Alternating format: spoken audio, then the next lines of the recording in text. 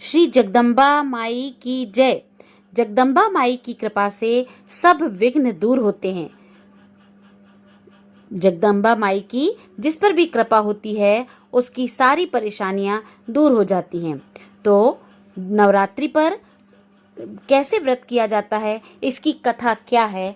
तो कथा इस प्रकार है कि बृहस्पति जी बोले, हे ब्रह्मा जी, आप अत्यंत बुद्धिमान, सर्वशास्त्र और चारों वेदों को जानने वालों में श्रेष्ठ हो। हे प्रभु, कृपा करके मेरा वचन सुनो। चैत्र, अश्विन, माघ और आषाढ़ माह के शुक्ल पक्ष में नवरात्रि का व्रत और उत्सव क्यों किया जाता है?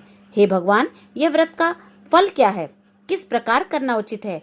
और पहले इस व्रत को किसने किया, सो विस्तार से कहिए। बृहस्पति जी का ऐसा प्रश्न सुन करके ब्रह्मा जी कहने लगे, हे बृहस्पति, प्राणियों का हित करने की इच्छा से तुमने बहुत ही अच्छा प्रश्न किया है। जो मनुष्य मनोरथ पूर्ण करने वाली दुर्गा, महादेवी, सूर्य और नारायण का ध्यान करते हैं, वे मनुष्य धन्य हैं। यह नवरात्रि का व्रत संपूर्ण कामनाओं को पूर्ण करने वाला है। इसके करने से पुत्र चाहने वाले को पुत्र, धन चाहने वाले को धन, विद्या चाहने वाले को विद्या और सुख चाहने वाले को सुख मिल सकता है। इस व्रत को करने से रोगी मनुष्य का रोग दूर हो जाता है और कारागार में पड़ा हुआ मनुष्य बंधन से छूट जाता है। मनुष्य की तमाम विपत्तियां दूर हो जाती हैं और उसके घर में संपूर्ण संपत्तियां आकर उपस्थित हो जाती हैं। बंध्या और काक बंध्या के इस व्रत के करने से पुत्र हो जाता है। समस्त पापों को दूर करने वाले इस व्रत के करने से ऐसा कौन सा मनोरथ है जो सिद्ध नहीं हो सकता? जो मनुष्य इस अलभ्य मनुष्य देह को पाकर भी नवरात्रि का व्रत नहीं करता है, वह माता पिता से हीन हो जाता है, अर्थात उसके माता पिता मृत्यु को प्राप्त हो जाते हैं और वह अनेक दुखों को भोगता है। उसके शरीर में कुष्ठ हो जाता है और अंगहीन हो जाता है। उसके संतानोत्पत्ति नहीं होती है। इस प्रकार वह मूर्ख अनेक दुख भोगता है। इस व्रत को न करने वाला निर्दयी मनुष्य धन और धान्य से रहित हो भूख और प्रयास के मारे पृथ्वी पर घूमता है और गूंगा हो जाता है। जो सुहागिन स्त्री भूल से इस व्रत को नहीं करती, वह पति से हीन होकर नाना प्रकार के दुखों को भोगती है। यदि व्रत करने वाला मनुष्य सारे दिन का उपवास ना कर सके तो एक समय भोजन करे और उस दिन बांधवों सहित नवरात्र व्रत की कथा श्रवण करे। हे बृहस्पति, जिसने पहले इस महाव्रत को किया है उसका पवित्र इतिहास मैं तुम्हें सुनाता हूँ। तुम सावधान होकर सुनो। इस प्रकार ब्रह्मा जी के वचन सुनकर बृहस्पति जी बोले, हे ब्राह्मण, मनुष्यों का कल्याण करने वाले इस व्रत को इतिहास को मेरे लिए कहो। मैं सावधान होकर के सुन रहा हूँ।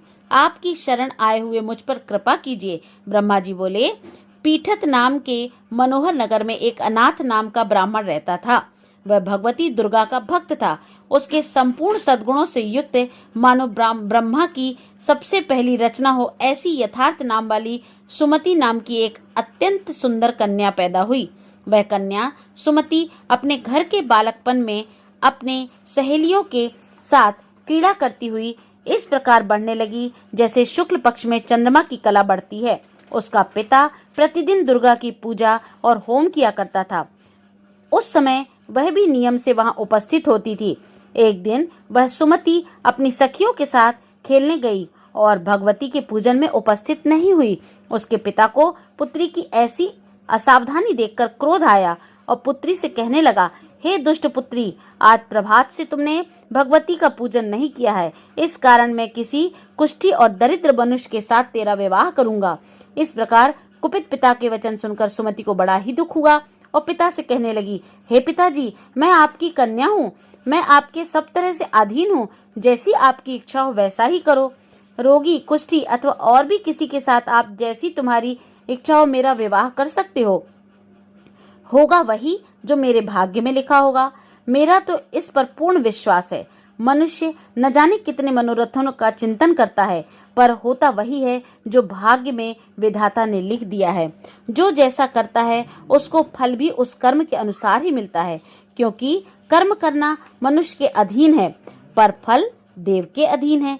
जैसे अग्नि में पड़े हुए तृणादि उसको अधिक प्रदीप्त कर देते हैं, उसी तरह अपनी कन्या के ऐसे निर्भयता से कहे हुए वचन सुनकर उस ब्राह्मण को अधिक क्रोध आया। तब उसने अपनी कन्या का एक कुष्ठी के साथ विवाह कर दिया। और अत्यंत क्रुद्ध होकर पुत्री से कहने लगा, जाओ जाओ, जल्दी जाओ, अपने कर्म का फल भोगो। देखें केवल भाग्य भरोसे पर रहकर क्या करती है। इस प्रकार से कहे हुए पिता के कटु वचनों को सुनकर सुमति अपने मन में विचार करने लगी, हे अहो, मेरा बड़ा दुर्भाग्य है जिससे मुझे ऐसा पति मिला। इस तरह अपने दुख का विचार करती हुए सुमति अपने पति के साथ वन में चली गई और भयानक वन में कुशायुक्त उस स्थान पर उन्होंने वह रात बड़े ही कष्ट से व्यतीत की। उस गरीब बालिका की ऐसी दशा देखकर भगवती पूर्ण पुण्य के प्रभाव से प्रकट होकर सुमति से कहने लगी, हे दीन ब्राह्मणी, मैं तुम पर प्रसन्न हूँ, तुम जो चाहो वरदान मांग सकती हो, मैं प्रसन्न होने पर मनवांछित फल देने वाली हूँ।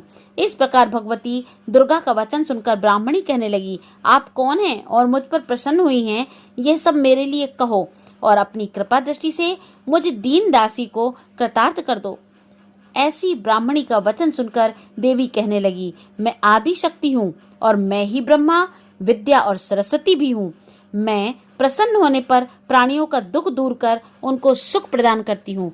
हे ब्राह्मणी, मैं तुझ पर तेरे पूर्व जन्म के पुण्य के प्रभाव से प्रसन्न हूँ। तुम्हारे पूर्व जन्म का वृत्तांत सुनाती हूँ, सुनो। तू पूर्व जन्म में निषाद अर्थात भील की स्त्री थी और अति पतिव्रता थी। एक दिन तेरे पति निषाद ने चोरी की। चोरी करने के कारण तुम दोनों को सिपाहियों ने पकड़ लिया और ले जाकर के जेल खाने में कैद कर दिया। उन दोनों ने तेरे को और तेरे पति को भोजन भी नहीं दिया। इस प्रकार नवरात्रि के दिनों में तुमने ना तो कुछ खाया और ना ही जल पिया, इसलिए 9 दिन तक नवरात्रि का व्रत हो गया। हे ब्राह्मणी, उन दिनों में जो व्रत हुआ, उस व्रत के प्रभाव से प्रसन्न होकर के तुम्हें मनोवांछित वस्तु दे रही हूँ। तुम्हारी जो इच्छा है सो मांगो। इस प्रकार दुर्गा के कहे हुए वचन सुनकर ब्राह्मणी बोली कि अगर आप मुझ पर प्रसन्न हो तो हे दुर्गे, आपको मैं प्रणाम करती हूँ। कृपा करके मेरे पति के कोढ़ को दूर कर दीजिए। देवी कहने लगी, उन दिनों में जो तुमने व्रत किया था, उस व्रत के एक दिन का पुण्य अपने पति का कोढ़ दूर करने के लिए अर्पण करो। मेरे प्रभाव से तेरा पति कोढ़ से रहित और सोने के समान शरीर वाला हो जाएगा। ब्रह्मा जी बोले। इस प्रकार देवी का वचन सुनकर वह ब्राह्मणी बहुत प्रसन्न हुई और पति को निरोगी करने की इच्छा से ठीक है ऐसा बोली।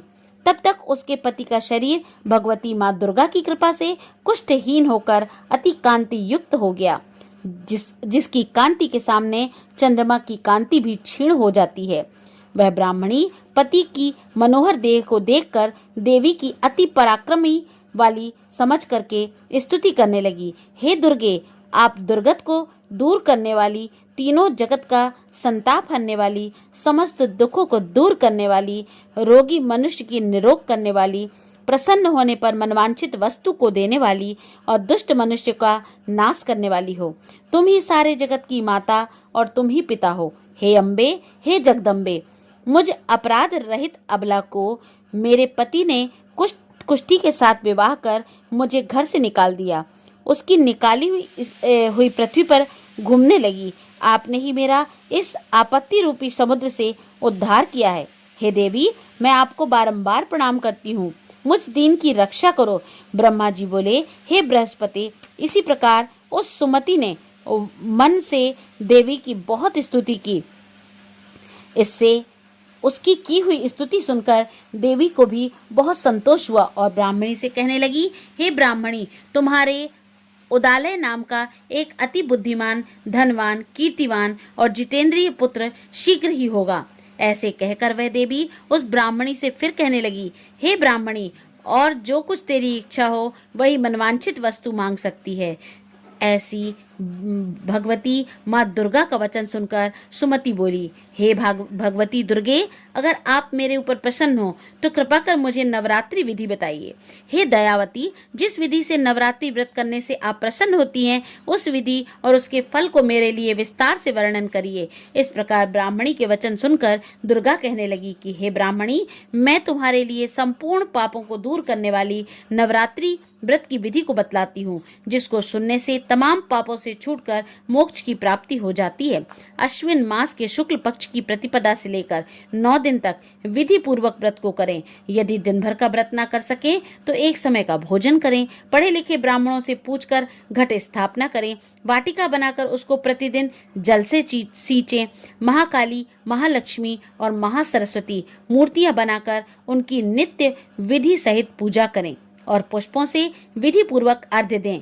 बेजौरा के फूल से अर्घ्य देने से रूप की प्राप्ति होती है। जायफल की से कीर्ति और दाख से कार्य की सिद्धि होती है। आंवले से सुख और केले से भूषण की प्राप्ति होती है। इस प्रकार फलों से अर्घ्य देकर यथाविधि हवन करें। खांड, घी, गेहूं, शहद, जौ, तिल, बिंब, नारियल, दाख, कदम्ब इनसे हवन करें। गेहूं होम करने से लक्ष्मी जी की प्राप्ति होती है। खीर व चंपा के पुष्पों से धन और पत्तों से तेजी की और सुख की प्राप्ति होती है। आंवले से कीर्ति और केले से पुत्र प्राप्त होता है। कमल से राज सम्मान और दाखों से सुख संपत्ति की प्राप्ति होती है। खांड, घी, नारियल, शहद, जौ और तिल इनसे तथा फलों से होम करने से मनवांछित वस्तु की प्राप्ति होती है। व्रत करने वाला मनुष्य इस विधान से होम कर आचार्य को अत्यंत नम्रता के साथ प्रणाम करे और यज्ञ की सिद्धि के लिए उसे दक्षिणा दे। इस महाव्रत को पहले बताई हुई विधि के अनुसार जो कोई करता है उसके सब मनोरथ सिद्ध हो जाते हैं। इसमें तनिक भी संशय नहीं है। इन 9 दिनों में जो कुछ दान आदि किया जाता है उसका करोड़ों गुना फल मिलता है। इस नवरात्रि में व्रत करने से ही अश्वमेध यज्ञ का फल मिलता है। हे ब्राह्मणी, इस संपूर्ण मनोकामनाओं को पूर्ण करने वाले उत्तम व्रत को तीर्थ, मंदिर अथवा घर में ही विधि से के अनुसार करें। ब्रह्मा जी बोले कि हे बृहस्पति, इस प्रकार ब्राह्मणी को व्रत की विधि और फल बताकर देवी अंतर ध्यान हो गई। जो मनुष्य या स्त्री इस व्रत को भक्ति पूर्वक करता है वह इस लोक में सुख पाकर के अंत में दुर्लभ मोक्ष को प्राप्त होता है। हे बृहस्पति, यह दुर्लभ व्रत का महात्म्य मैंने तुम्हारे लिए बतलाया है। ऐसा ब्रह्मा जी के वचन सुनकर बृहस्पति जी आनंद के कारण रोमांचित हो गए और ब्रह्मा जी से कहने लगे, हे ब्रह्मा जी, आपने मुझ पर अति कृपा की है जो अमृत के समान इस नवरात्रि व्रत का महात्म्य सुनाया। हे प्रभु, आपके बिना और कौन इस महात्म्य को सुना सकता था। ऐसा बृहस्पति जी के वचन को सुनकर ब्रह्मा जी बोले कि हे बृहस्पति, तुमने सब प्राणियों का हित करने वाले इस अलौकिक व्रत को पूछा है, इसलिए तुम धन्य हो। यह भगवती माँ शक्ति संपूर्ण लोकों का पालन करने वाली है। इस महादेवी के प्रभाव को कौन नहीं जानता। तो बोलिए भगवती देवी की जय, जगदम्बा मैया की जय।